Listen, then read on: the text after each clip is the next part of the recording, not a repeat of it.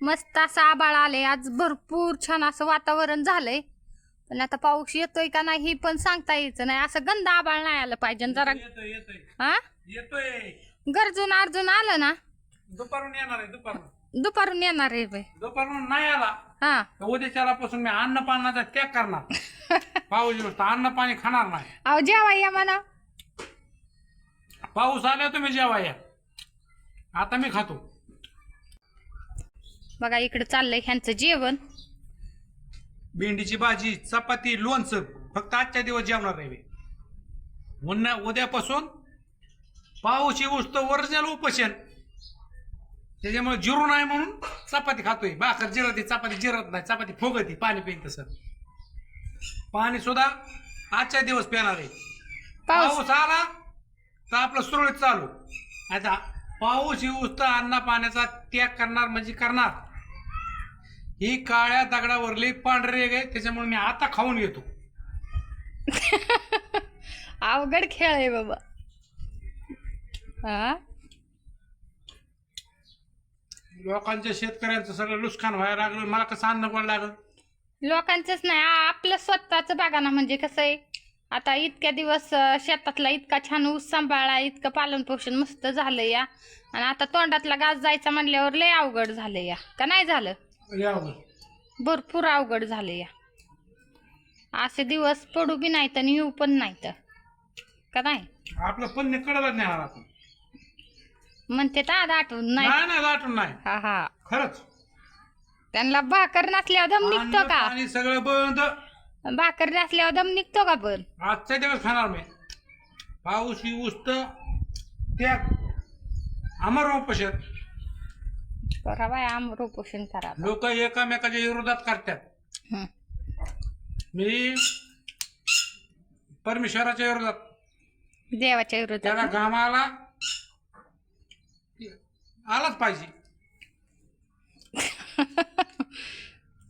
बरं झालं यायलाच पाहिजे. आपण ह्याला त्याला मानित नाही. त्यालाच पहिले लोक काय करायचे माहिती का. पाऊस नाही आल्याच्या नंतर डफड वाजवीत आमच्या इकडं म्हणजे नियम होता. केल्यापासून तुझ्या काय केलं. अभंग बंद केला. अन पहिले लोक शिवाला जायचे. टाळ मुरदुंग पहिली लोक चांगली होती म्हणून अभंग म्हणायची. डपड वाजवीत तिथं जाऊन शिवाला गेल्यावर नारळ फोडायचे. देवाला साकडं घालायचे. पाऊस येऊन दे, पाऊस येऊन दे, पाऊस येऊन दे का नाही. असं व्हायचं. पण आता काय राहिलं नाही. आता समजा काय बुडालंय.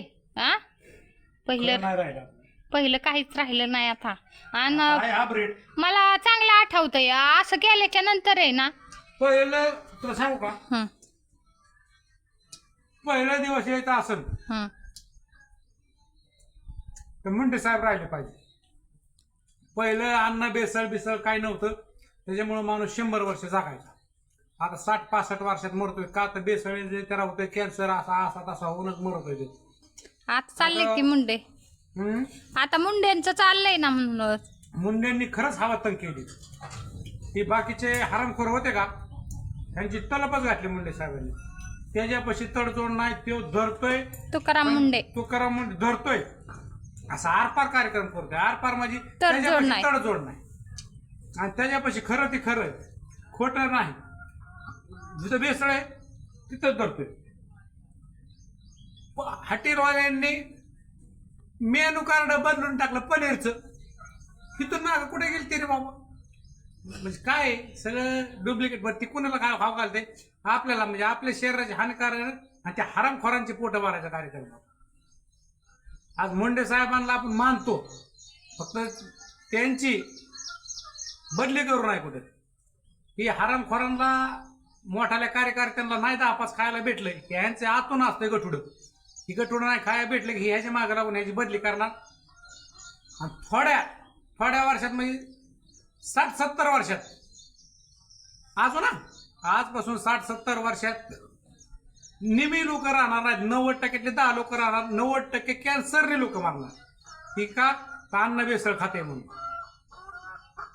लोकांना खरं ओरिजिनल जगायचं असेल, पुढची उत्पत्ती चांगली जन्मायची असेल, शेती करा.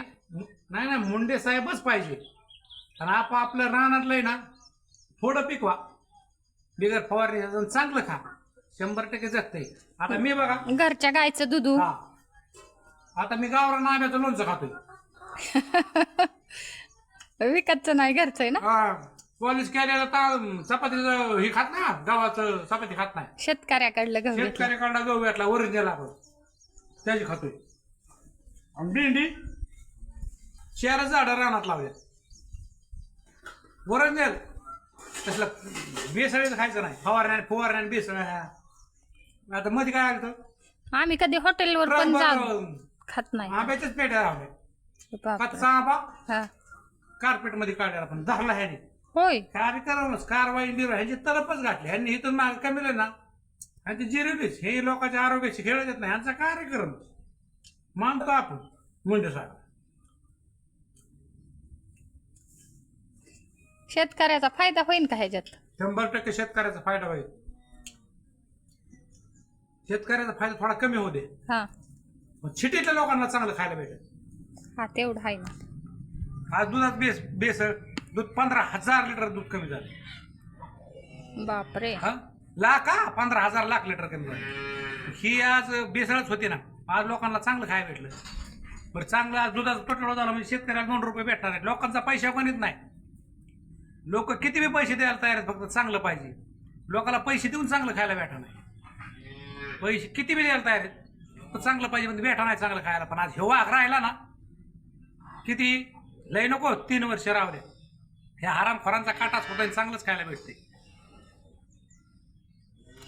मी बोलतो जीव होतो. आज कुठनं टाइम गावला असं बोलायला आणि कुठनं नाही. आज लयच म्हणजे लय तावडीतच गावल्या आणि गावल्या. खोटं बोलायचं नाही, काय असेल ते सत्य.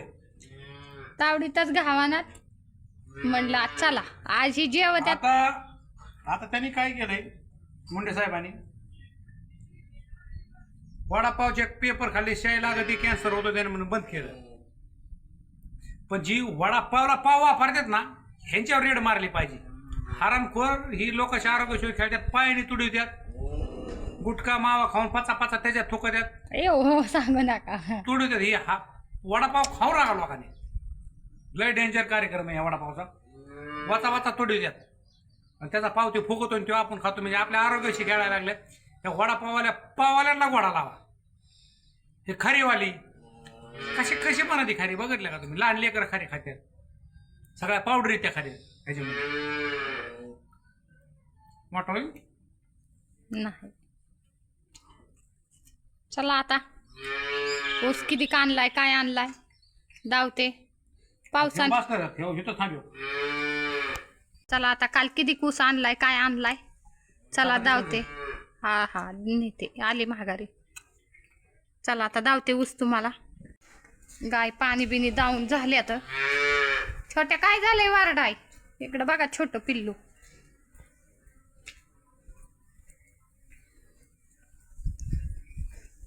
बघा इकडं मस्त छान बासकी छान असा मस्त ऊस भेटलेला आहे. चांगल्यापैकी ऊस भेटलाय आपल्याला. तिकडे हे राहडा पडलाय, हे गोळा करून आणायचा आहे मला. एवढा आला 1 टन मध्ये. याय नका, पण आता विलाज नाही आपल्याला. कमी येऊ जास्त येऊ त्याचा विचारच केला नाही. आता आपल्या चित्राबांचा विचार करायचा मेन म्हणजे.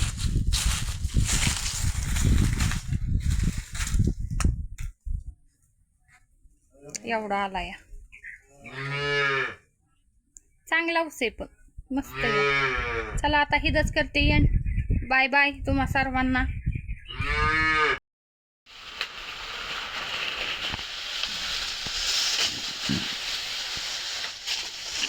खाली का टाकली? ते आडवी दिली का मी मला?